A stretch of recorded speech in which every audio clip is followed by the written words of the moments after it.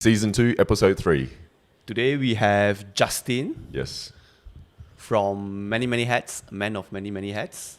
But I think let's just let Justin introduce himself. Oh, hello there. Thanks for inviting me, CL, Roger.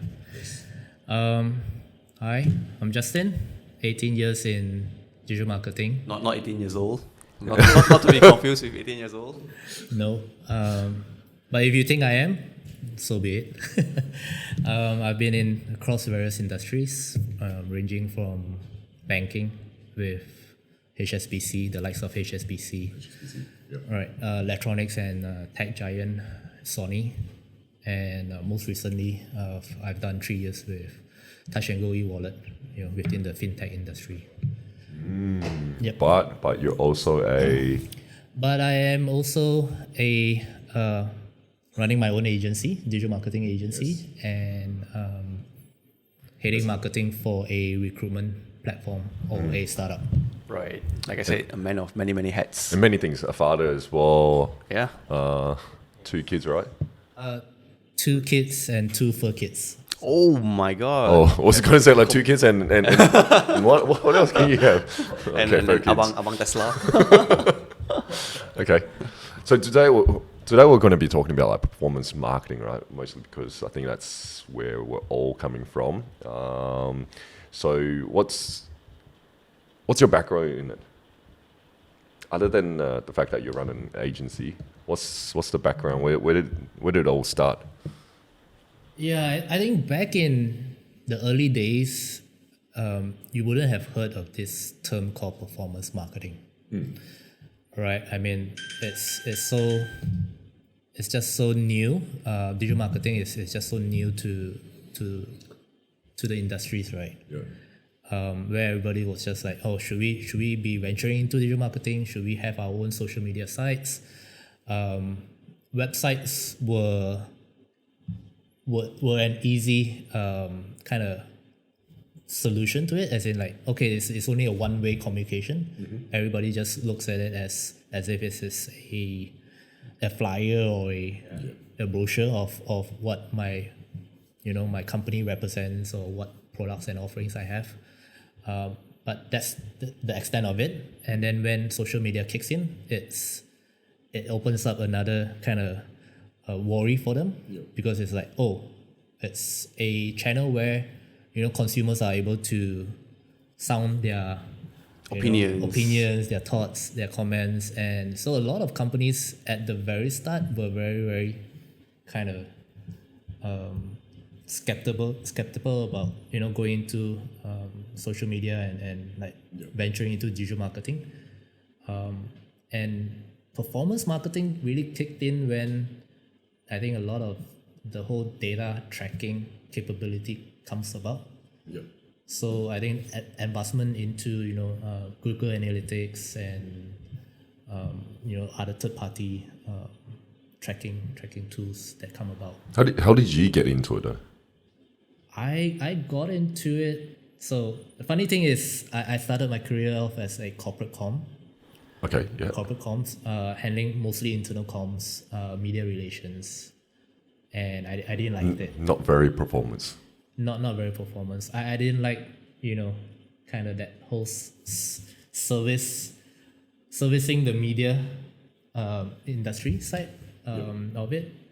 I have always thought myself of more of a marketer, and an opportunity came around for me to actually start managing the digital channels for some of these companies that I worked for. Mm-hmm. So again, like I said, a lot of them started off with just managing websites, SMS channels, EDMs. Mm-hmm. So it's mainly one-way communications, and they were very, very happy with it, because it's just another cheap way of communicating to their customers. That's how you got involved from the comms side, right? It's another communication channel. Right. Deal with it. So when does the performance thing kick in? The transition from those digital channels as a way to communicate into those same digital channels as a sales tool. Right. So I think from the early days, like probably like 15 years ago, companies don't view digital channels as a form of sales channels. They still heavily rely on their offline channels, right? Their sales team, their direct sales, telesales, but not online. And obviously, I think for the obvious reasons, because consumers at that very, very early stage were also very skeptical about doing transactions online as well. Yep. Right. So even within the banking industry, it was also due to technological limitations where there are a lot of banking transactions that you actually can't do it online. So you still have to resort to doing it offline to the branch. But I think once technology has advanced to a certain level where you do your eKYCs online, you don't have to go to a branch to get verified that you are that actual user, right? I think that's when that transition starts to go into more of a viewing digital as a sales channel. Yep. Right. Okay. So back to your question as well. I think in terms of performance marketing, like again, like I've touched on. So I think when the whole capability of tracking comes about, where you are able to track the user's behavior, what are they doing, who are they, right? In terms of age group, where have they been, where have they clicked? I think once we have those capabilities of tracking all this data, I think that's when performance marketing, this term, kind of came about, right? So back then, I think probably like even a short 6 years ago, you probably would not have heard of this term called performance marketing. It will probably be just digital marketing, right? Okay. I think my first experience with the word performance marketing would have been, before I came over here. So that's about, 9 years ago. So I think I've always known it as just like normal digital marketing, right? Or online marketing, where the idea is still pretty much the same, just that there's a new word coined for performance marketing now. But performance now really comes down to like whether or not you can get results and trackable results from it, right? So I think a lot of, like these days at least, what I'm seeing is that if you talk about online marketing, then it's very general. It could be anything like social media posting, it could be anything, right? But it's nothing tangible that really comes out of it from a business sense. Like you don't get that money coming back. And that was only recently coined, like maybe 8 years, at least for me, about around then. But it's more towards like really being tangible. But when I started like digital marketing, it was technically trackable, right? Like we'll put up an ad on Google, and then that will go to my websites. Maybe not as advanced, like I wouldn't be able to tell like who came through, but at least I'll be able to see like, okay, there was one hit. And from that one hit, where did they go? Like they went into a different page, that's another hit. And then did they sign up to my email? That's another one, that's another hit, right? So like then I'll be able to like roughly tell like, okay, something's happening on my website. Something's happening with my ad. Right. Yeah. So I think when we talk about performance marketing, right, I think one of the key differentiator between performance as a specific niche compared to online marketing or digital marketing is that you have to deliver performance, right? You can't hide behind, we do this because it improves branding. We do this because it brings awareness, right? You can't hide behind that. Content people. You can hide behind that fluff, right? So one of the biggest misunderstanding I feel about performance is that just with pure performance marketing, without doing the upper funnel, you get to bring in multipliers to the effort. I think a lot of people forget that it's still easier to market a well-known brand and to do performance for a well-known brand than to do performance for an unknown industry, unknown product segment, unknown brand within the product segment. And the conversation just become too selfish or too shortcut when the business owners just say, hey, here's my new brand, here's my pricing. I know the brand name is unheard of. I know the packaging is ugly. I know the pricing is expensive. But because you're performance marketer, go sell it lah. Correct. So I think on that point, there needs to be that clearing that misconception. Performance marketing is not a solution that bypasses the fundamentals, right? So within digital marketing, or sales for that matter, right? Across any channels, there is that funnel that you have to go through, the different stages of the funnel. Yep. Right. So I think the biggest misconception is like, for performance marketing, is that you can actually bypass the top funnel and say, let's just spend our resources attacking at the lower end of the funnel. Yeah. But it doesn't work that way. Yep. And it shouldn't, right? It's just unnatural, and by law it still has to go through that entire process. Correct. So there's no way of bypassing Yeah. that process. But we as agencies or digital marketing practitioners, I think we have ways to growth hack, right? That process. So it's not about bypassing those stages, but rather kind of hastening that process. Yeah, like quickly putting them through the Yeah. different stages that they need to go through. Exactly. So with our experiences, we know what things would work and what things would not work. So I think in that sense, you already save a lot of like the trial and error stuff. What's some of these? I think for those who are curious, right? What are some of these growth hack tools or growth hack plans? We can't go sharing out our trade secrets, right? So What's one like? What's one example of it? I know Roger has one that he loves. I think reviews and testimonials is one of those that growth hack in terms of trust, right? Like if you have a brand that you want to proclaim it's great, it works. One of the easiest ways is just to put testimonials, put reviews. so instead of answering that question, I would rather perhaps explain a bit more in terms of performance marketing that you need to understand. Yep. Right. What really requires a good performance marketing, right, is actually data. Yes. So you need huge volume of data and accurate data. Yep. Right. So you can't go and upload ton of shit data into it, so you get shit in, shit out. Right. Fake followers, fake likes, Hey. bot likes. Hey, those Exactly, those right. those So work. if you have- Look at our TikTok right now. Like it's amazing. Right.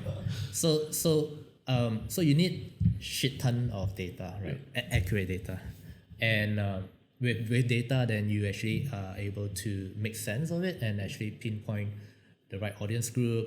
What are their behaviors? So data consists of like user behaviors. Simple data are like demographics, right? Such as age, location, and then you have a bit more in-depth data would be user behavior patterns. Right, and what sort of interests that they would have, what sort of topics or what sort of products have they engaged with, what have they searched online, what have they viewed, what have they bought, and so on. Man, whatever you're saying here, right, sounds exactly like almost word for word like what I said at Radar in one of my like data-driven decision presentation. But yeah, you definitely need a shit ton of data in order for you to make that decision and be able to actually perform. Right? So there again, there isn't really this growth hack, right? So hopping back to like trying to know, okay, what would be like what a a trade secret, secret, right? To actually, so the growth hack is actually, I think what we can actually really share out to a lot of these clients and brands out there is, you need to get your fundamentals right. All right, get your basics done right. So first of all, you need to understand that channel, right, which is digital, and then the audiences within that channel as well. So you need to have that understanding, and then you need to also understand that process. So brands need to understand the process and journey, right? So once they have that, then it's really about implementing it correctly, capturing data correctly. Yep. So that actually hastens up the process. Do brands actually understand this process though? Yes, so that's what I'm trying to get at. So a lot of the brands out there do not understand. So how do you actually get them to, onboard them, or at least get them into or knowing what the process is, right? Because I'm not sure. Like, have you guys heard of Eugene Schwartz? No. Breakthrough Advertising. So it's a book, I think about 70 years old, right? It's an advertising book, and I still reference the book because even though it was back then, like newspaper or letters and whatnot, right? The book still goes through, one of the things that it talks about is market awareness. So meaning like, at what stage does a person know about a particular problem?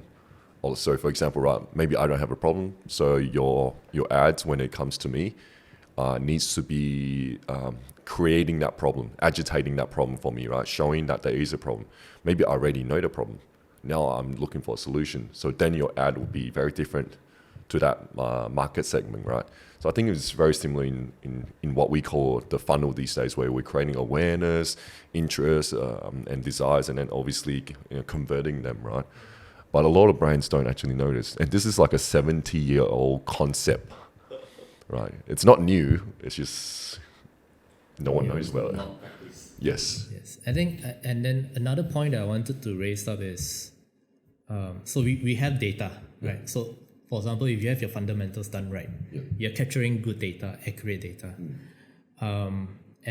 But that doesn't end there, right? So that's not just performance marketing, right? Performance marketing encompasses even larger than and beyond that, right? Because that's also, again, now coming back to digital marketing as a whole as well.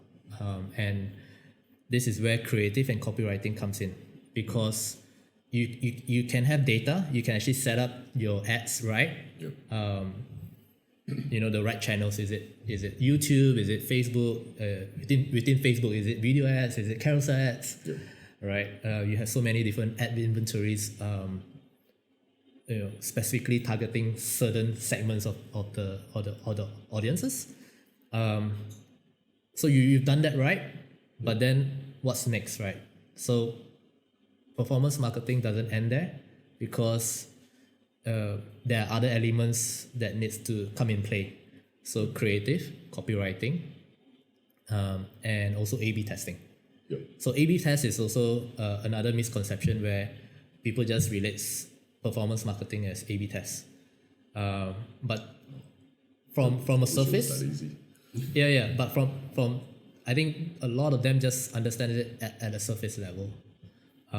So if you go within just A/B test as a topic, perhaps for another episode. It's going to be a whole episode on just A/B testing. Fuck, that's going to be boring as fuck. I'll put myself to sleep with A/B testing.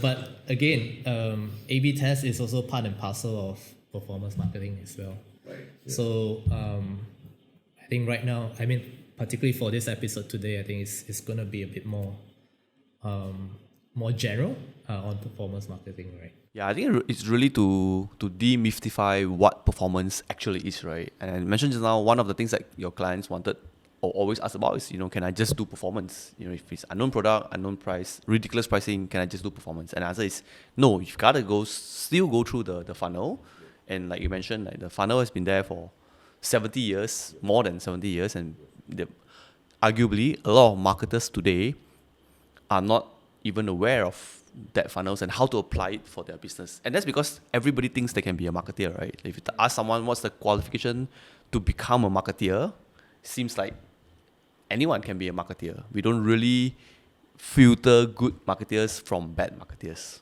right? People just on board and give you a title that, hey, you are now a marketing exec. You are supposed to market my product. And because you are a consumer, Yeah, that's going to be a lot of butthurt people now. Yeah. And even those who actually go through the formal education of it may be aware of the funnel, but how many of them actually put it into practice when it comes to the business?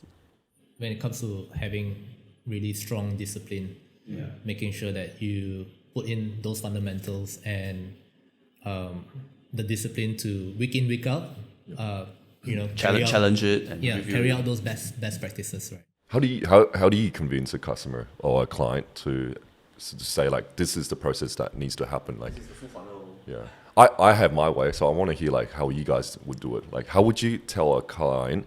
It's not just performance. You sort of need to do like awareness, some content to bring some awareness to the product or service or problem. Then slowly bring them in. How would you do it? How would you convince them? For me, I'm one level even more fundamental than the funnel, right? I always believe that I don't like to sell with gimmick, right? So I don't believe in selling a generics. I always believe in selling a product. That means the product itself should have a unique set of differentiation. So if you tell me today that I'm just going to buy something from China, slap my label on it, and then you help me go market it, then it's not very exciting to do, right? So at the very fundamental layer, for me, it's telling the customers, showing the customers that you as a consumer are not that dumb, right? You will make your comparisons. You will make your brand conscious or brand unconscious choice. You will do the market survey, right? So the first step to that is getting your product right. I think the challenge that we have often in this space is that the marketing team, again, right, it's because the marketers are not true marketers. So they don't understand that as part of a marketing job, defining a product is part of your job.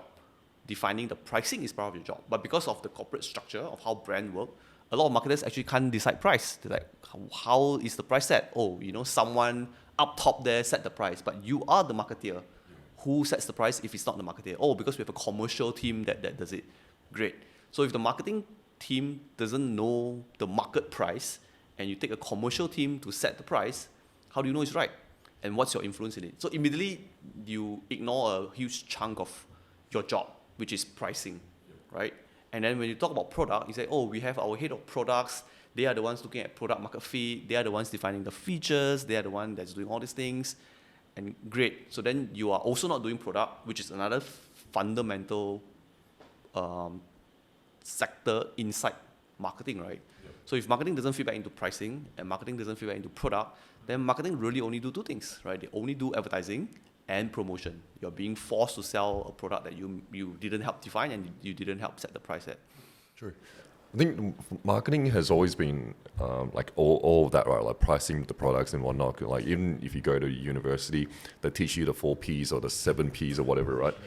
Yeah, like it's there, but like I don't know why they still tell people like, okay, pricing is done by a different department or whatever, right? I get it, costing, someone will do all that calculation and blah, blah, blah. But then like, if you don't take feedback in, how are you going to do that? Exactly. So I think the benchmark of correctness needs to be there, right? Of course, it makes sense to have a commercial team that's looking into pricing and costing and supply chain and all that. Of course, it matters. Of course, it matters that there's a product team that understands materials, that understand the product quality, that understands manufacturing, that understands the logistics behind that. Of course, it makes sense to have the product team that looks into it, but it cannot function without the marketing's checkbox too, right? So you can't just swap a material just because it's cheaper to produce.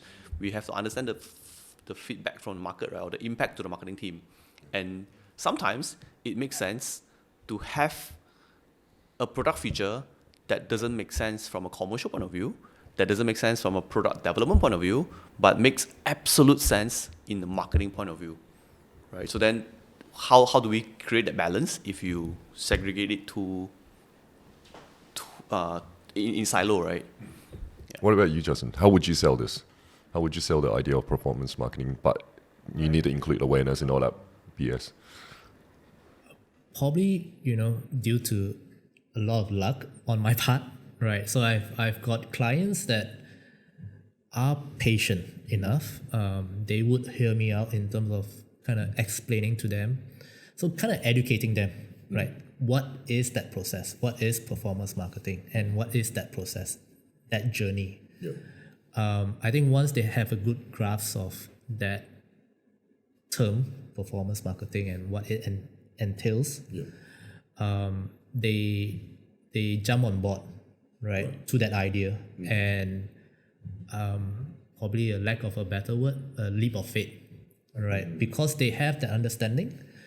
It's like, okay, what Justin has explained makes sense, right? So you need to run through that funnel. You need to have, you build that awareness. You cast a big net, all right. You get a lot of data in, and then go through the consideration phase before you actually go down to the bottom funnel, which is I think the conversions. I think it's your face. I think they just trust you. As soon as they see you, they just trust that, okay, you're gonna do exactly what you need to do to make things happen for them. Yeah, so I take them through that process. They understand it, and I think once they get the basic fundamentals or the understanding of the fundamentals, they just truly gets on board with how we approach things, right? How we approach performance marketing. And I think trying to give a good example here. So I have a client which is I shall not name, but they are in the education line. Okay. They have, I think, over 60, 70 English centers nationwide. Right. And so they came knocking and say, hey Justin, we just need tons of leads, parents to enroll their children into the English courses. And I think during that pitch, so what I told them was, again, right, letting them understand the fundamentals is not purely about just attacking, coming up with campaigns or ad setup just to generate leads. Because unless you have a big enough data pool that you and understanding of that data pool, then only you can actually generate some numbers down the bottom funnel, right? Who they are, what they are, where do they go, and so you attack, and formulate that attack plan. So you can't have an attack plan if you don't know who your enemies are, or So I think they got on board with that, and so I think those few elements, right? Time, which is again probably patience as well. So understanding the process needs time, and resources. So like what sort of budgets would they be putting it in? So they can't expect be putting in, let's say, 1,000 ringgit a month, right? So what sort of data can you actually collate with that amount of budgets being spent? So and then thirdly is their expectations. So once they have all this in place, and all these are aligned, typically to me that's a working formula. Right, and it proves time and time again, not only on that client that I've shared, across different industries as well. So it's basically that fundamental needs to be done right, needs to be understood, and taking that leap of faith, ensuring us as the practitioners for them, to see it through, and they will see the results because it's just getting the basics done right. So for people like Justin, I think with a friendly face and a friendly tone, that sales is easier, right? But how would you sell it? You were asking that question. Are you saying he's not friendly? No. His face doesn't sell. I actually have a pretty good one. I think it's a very, very good one. So I asked the client, will they marry me right now? See, I told you, right? That's why it doesn't sell. But here's the thing, right? Like, so I asked them, like, if you met someone right now, would you ask them to marry you right now? And what would you say, right? What would they say?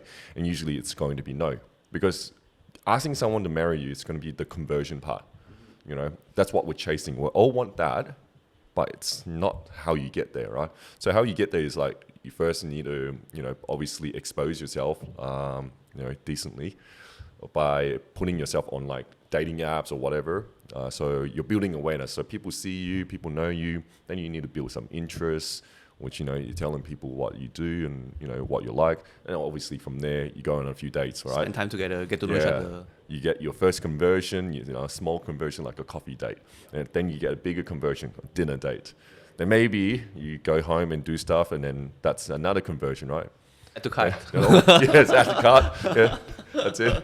So then, like, obviously, like, as time goes on, you will then get to marriage. Now, not to say that it has to be that long. It can all be shortened down, right? It's just how fast you can make that happen. And that's usually how I would frame it.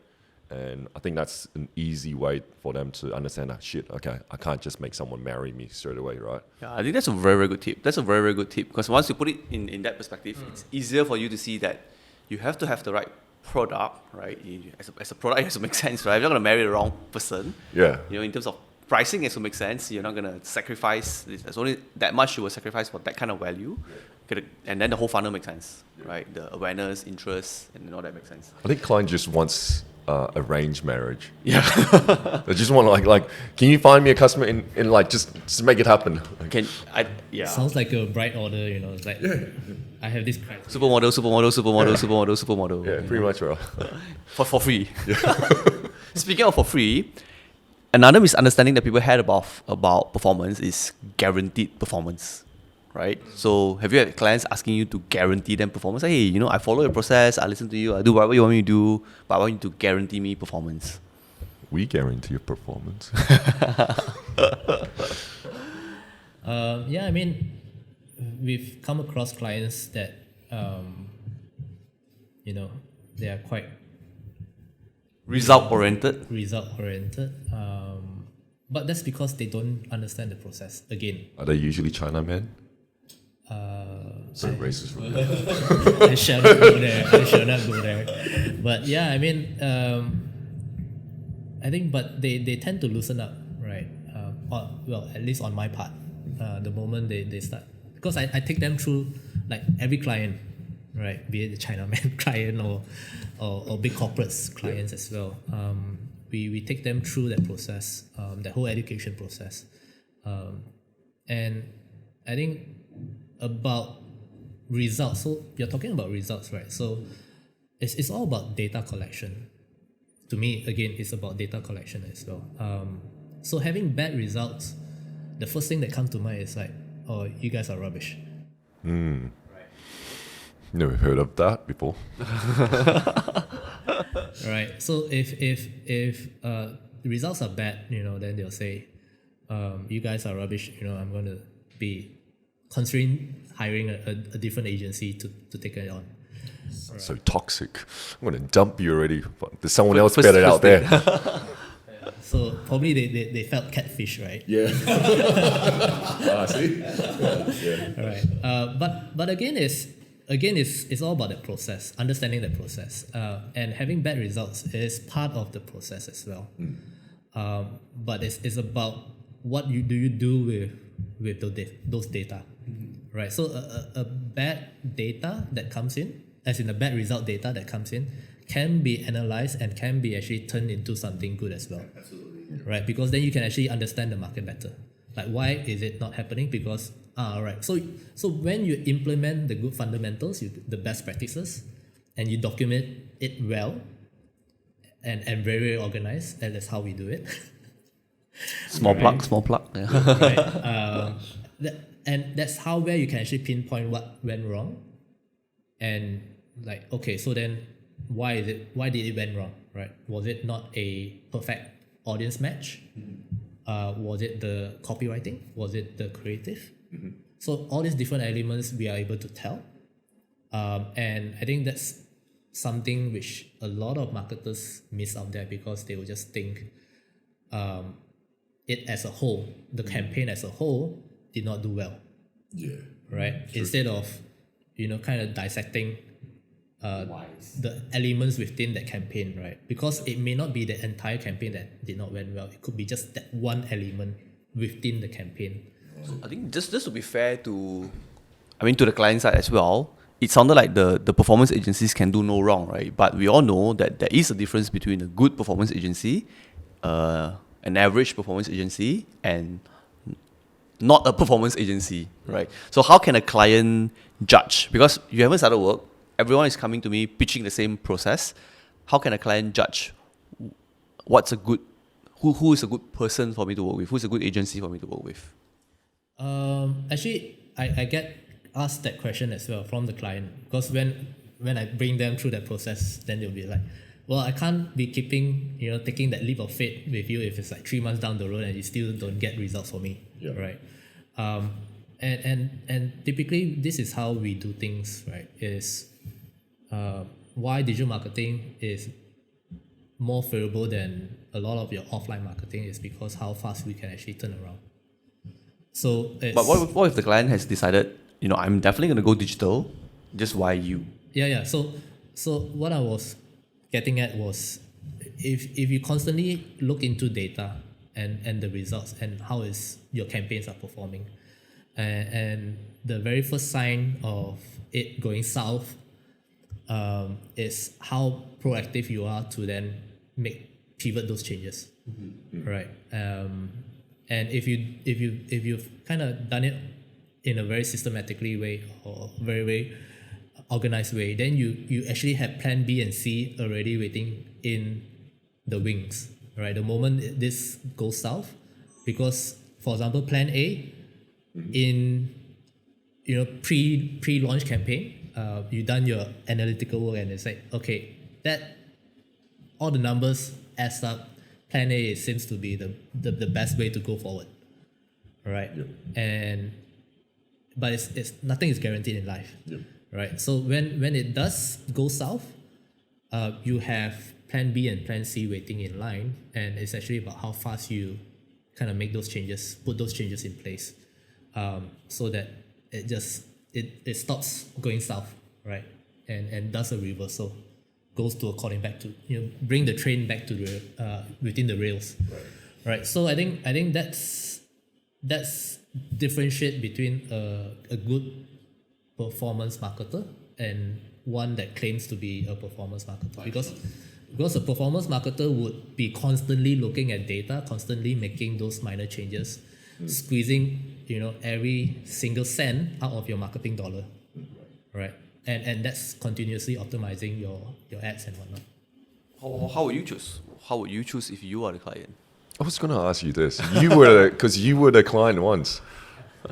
I have no idea. Like, I've never been on the client side because I'm like thinking right now, if I ever have to choose an agency, damn, the only thing I can say is like ask around and see who has the best testimonial. Like, if someone says like, oh, these guys are good because they do X, Y, Z, and like I can relate to that, I'm like let's just say I'm looking for more data-driven agencies, right? And I hear Justin's agency doing these things, and I'm like, okay, cool. Let's gear more towards that, right? But if I'm like looking for more creative, like they're just super creative driven, then I'll ask around. That's really the only way, I guess. I think if I was a client or when I was a client, I would separate I think there are two decisions to be made when it comes to which agency to work with, right? I think the first decision is which are the good set of agencies, which are not even performance agencies, right? So I think that the first line I would draw by looking at their track record, by looking at the level of understanding when it comes to the processes, because it's one thing to know the processes and not do it. It's entirely a different thing if you don't even know the process. So you can't be a performance agency if you can't even spell out the processes, right? So, I mean, from the pitching itself, you would know if these people even know what they're trying to do. If they say they're going to do it, but they didn't do it, then it's a whole other story, right? But at least they know what's the process. So I think being able to differentiate that as first level would be the first decision. The track record, the understanding of the processes, and asking around their other clients to get testimonials. So those are the few things we do to get the shortlisted batch. From the shortlisted batch, the second question that I would normally want to know is, what am I trying to do? Am I trying to get someone that's already tested in the industry to deliver me a repeatable benchmark performance? Or am I actually trying to go out of the norm and take a risk to define a new benchmark or try a new strategy? Because if my goal is to get someone who is very familiar with the industry, who has the benchmark, who can repeat numbers confidently, then I'll take someone who has been doing it with my competitors. If I'm trying to redefine the norm and say, hey, I'm trying to find a new way of approaching this, maybe something that hasn't been done before, I have a crazy idea, we want to be able to perform around that crazy idea, then I'll pick someone who is not from the industry and say, the more you don't have that industry experience, but have a strong understanding of that process, that's the one that I'm gonna go with. But I think for you to then decide, which one do you go to, it really ultimately depends on the stage of within the business you're in as well. So do you have the luxury of taking that risk? Right. Absolutely. Right. Absolutely. Or are you at a point of time where it's like, no, I can't take those risks.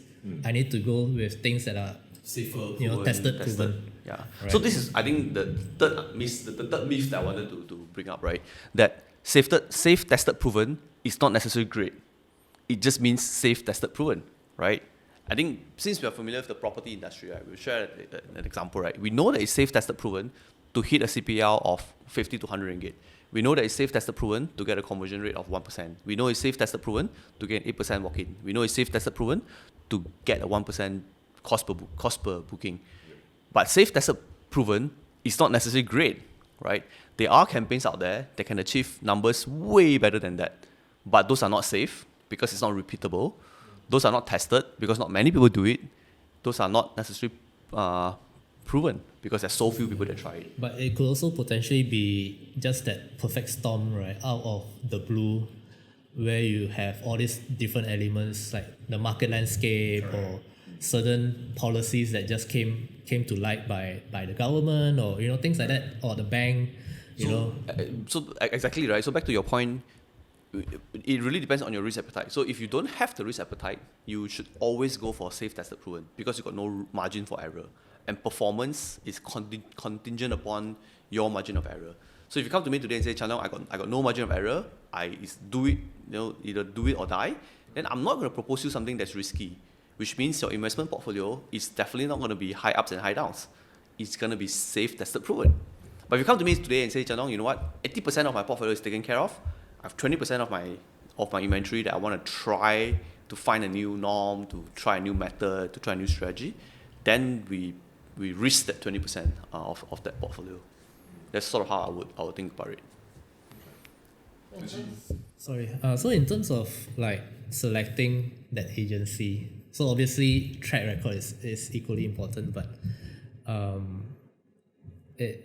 I think the one way for me to find out whether are they like really good or are they trying to just fluff it up is during their pitch, would they actually take the effort to explain their methodology, their approach. True. Yeah. So if they take time to actually run through the methodology of putting these ad campaigns in, churning up performances, how do they go about getting that ROAS, right? Return of ad spends. Then you're probably in a pretty safe hands because they know what they're doing. Or at least they have at least they've kind of covered the basic understandings of making sure those best practices are in place, right? But if you go into a pitch where they just tell you a lot of, oh, this is my track record that I've done, and then if you try to dig deeper, it's like just trying to understand how do they go about it, getting those numbers, and they'll just brush you off and say, oh, we can't reveal trade secrets and whatnot. Then that's a red flag. Yeah, that's a red flag, right? So that sounds a bit iffy to me. Right? Actually, that's true. Like track record is cherry picked. Yeah. You pick your best campaigns, you pick your best results, and then you showcase it in the proposal, right? But if you can explain your methodology, it's kind of like me back in high school doing maths. Like if you can explain exactly how you derive the number, it doesn't matter if the number is wrong. As long as you got the right method. Yes, as long as you know how you got there, then that's a lot better than you cherry picking the right results.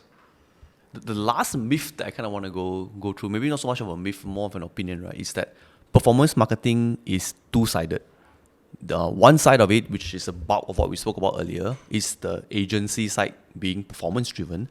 But there's the other half of it, which is the client side also becoming a performance marketeer. So this synergy or this handshake needs to happen, right? You can't have a non-performance mindset client trying to engage a performance agency. Because then the conversation then becomes very lopsided, right? Clients want to see result, but don't want to do the work. Clients want to see result, but don't want to invest in the process, don't want to invest in the time, don't want to invest in the resource, and don't want to invest into the experiments. So what, as an agency then, what is your way of filtering the clients? Because everybody says they want result, but not everyone is performance driven, right? How do you judge if it's a worthy client? If they pay less than $5,000.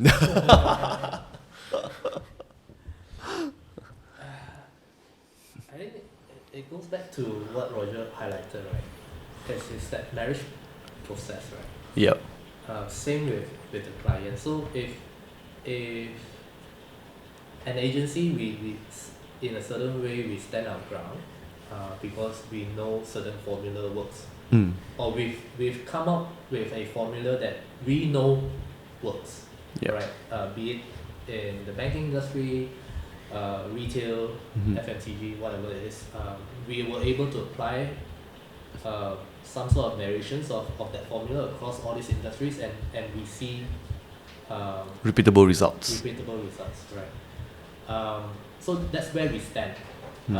And if the client is aligned with that same expectations, that same wavelength, I think that's where that marriage will be a success, right? But if we have clients that have a different way of thinking, we potentially could still try it out first, Right. but at the end it won't. Right? Half the time it tends to fall through the cracks. Right. And then worst case scenario is you have both parties having a bad taste, aftertaste of that.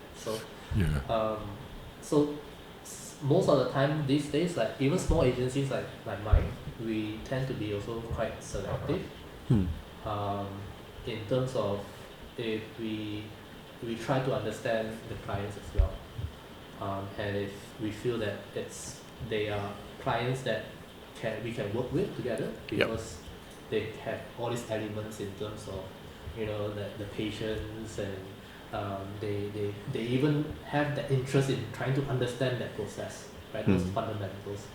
Then we know those are definitely great partners to work with. So that we don't even call them clients anymore. We don't call ourselves agencies or vendors anymore. We call that relationship as a partnership. Right? So Absolutely. And then we will obviously grow Together. very fast and very far. And then obviously you will have clients that come and go because things don't align. Absolutely. True. I think that's all the time we have for today, especially for this episode. Thanks for coming in, Justin. Do you want to leave your plug? No, glad to be here. Always happy to come on again. Yeah. Yes. Do you want to tell the audience which agency you're with, or do you want to leave a plug to your personal? How to reach you? Yeah. Just search for Vertical Vector. That's how you can find us. We'll probably put it down here somewhere. Yeah. Where will you point? Yeah. But yeah, we'll probably bring you back again for another episode because I don't think we've barely touched the surface. We barely touched the performance side. I think there's a lot more to go. So guys, please remember to like, share, comment, or even ask questions. Yeah. If any questions for Justin or ourselves, feel free to drop it down below. We'll catch you in the next episode. Thank you. Bye.